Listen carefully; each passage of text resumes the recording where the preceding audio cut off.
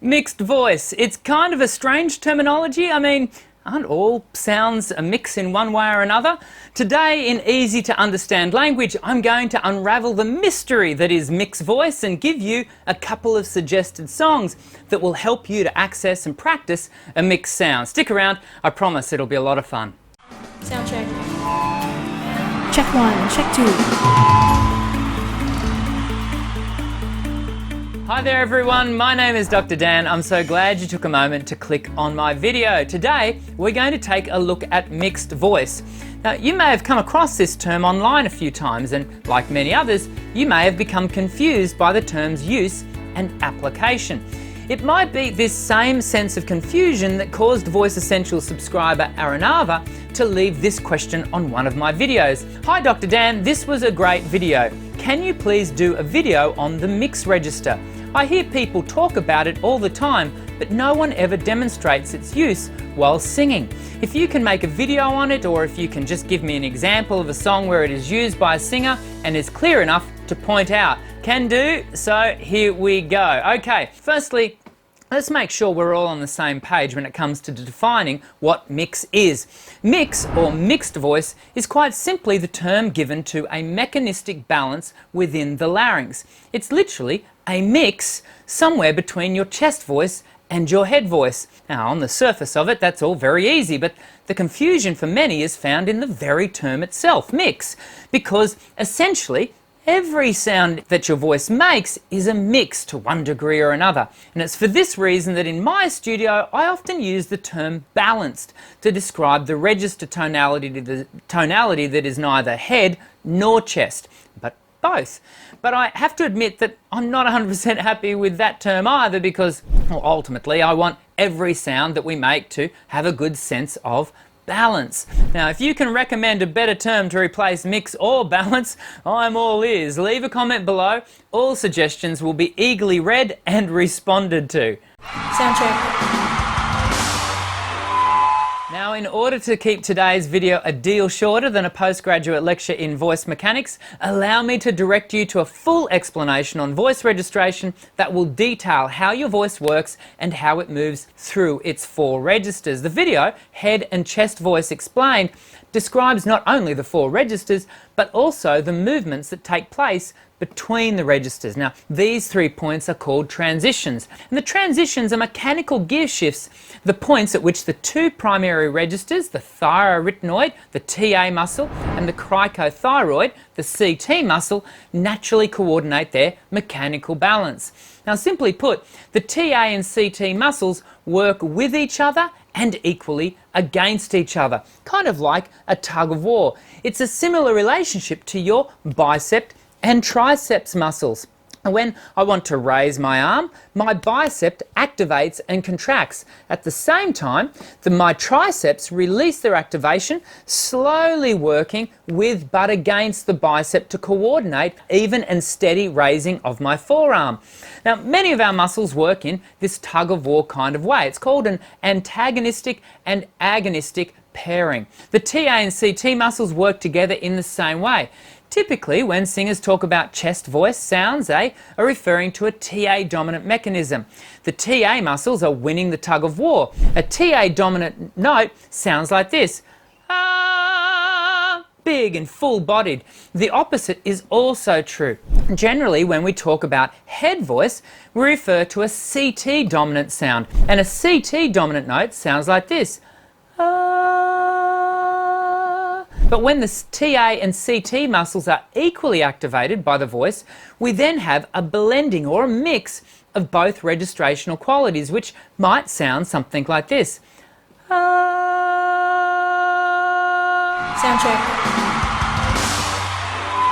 Now, because there aren't any universally accepted and codified values around what constitutes a mixed sound, I think it's helpful to first establish a clear understanding of your own distinct 4 registers. By developing each register and strengthening the muscle coordination for each part of your voice, you'll be better placed to start working on the coordination that is required to move through the transitional points. And this is where it gets a little tricky, because while the primary transition point, what some pedagogues refer to as the big break or prime passaggio, is biologically fixed at around E to F4, the singer, by virtue of their muscular balancing, can activate the transition later or earlier, and that is higher or lower. So, for example, some female pop rock vocals will want to maintain a TA dominant sound up towards C and D5. This in turn means the transition must be withheld for almost an octave, and some modern music theatre pieces will require the female singer to belt with a TA dominant sound up to and including F5, a full octave above the voice's natural transitionary point. Now, in a similar fashion, some classical singers will activate the transition much lower in their range, ensuring that a CT dominant sound is heard throughout the chosen piece. To the untrained ear, it can sound like there's no transitional point because the singer has chosen willingly or otherwise to govern their sound with, in the case of the classical example, a CT dominant mechanism. But of course, in this video, we want to learn to sing in a mixed voice. We want a relative balance between the TA and CT timbres. Well, I've got a couple of songs that I think you'll really enjoy working on to that end. But before I reveal these magical tunes, allow me to request a thumbs up if you're enjoying today's video. Sound check. I've provided some helpful exercises for workshopping your transitions in a previous video, How to Smooth Vocal Breaks in Singing. I'll leave a link in the description section below so that you can practice the movement between your TA and CT dominants. Now, let's add to those transition exercises with a couple of songs that I think you'll find handy when applying your mixed voice sounds. I've got one for the ladies and one for the men. Ladies first, of course. The song that I've chosen is the Norah Jones piece, Don't Know Why. Now have a listen to the first verse when sung with a mixed voice. I waited till I saw the sun, don't know why I didn't come, I left you by the house of fun, don't know why I didn't come, I don't know why I didn't come. I'm sure you can hear the middle of the road tonality that is a mixed voice. Now let me highlight it further. I'll start in a mixed voice, then I'll convert to a TA dominant sound, followed by a CT dominant sound, and then I'll return to a mixed voicing. Have a listen. I waited till I saw the sun, don't know why I didn't come, I left you by the house of fun, don't know why I didn't come, I don't know why I didn't come. Now let's listen to a mixed sound when sung over the song I've chosen for the guys, Chasing Cars by Snow Patrol. Would do it all, everything on our own. We don't need anything or anyone. And now let's move from a mixed to TA to CT and back to mixed. We'll do it all, everything on our own. We don't need anything or anyone. If I lay here, if I just lay here. Now when I'm singing through those two songs, I'm deciding what timbre, what colour I want to apply to the lyric and melody. And when I want a TA dominant sound, I choose to use a darker, slightly louder sound in which in turn activates a thicker vocal fold, a thyroarytenoid dominant sound. When I want to achieve a CT dominant sound, I intentionally lighten the colour of the sound and back the volume off. The result, a cricothyroid dominant sound that is produced with a thinner vocal fold.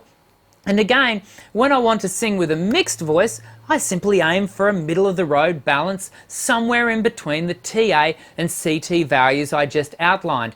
Now let me highlight that all three tonalities were achieved on the same song in the same key. TA and CT dominance, as well as mixed voice, are not note dependent. They are singer dependent. That is, as long as the singer has developed the skills necessary to govern and direct the voice, they can make and create sounds according to what their artistic endeavours require.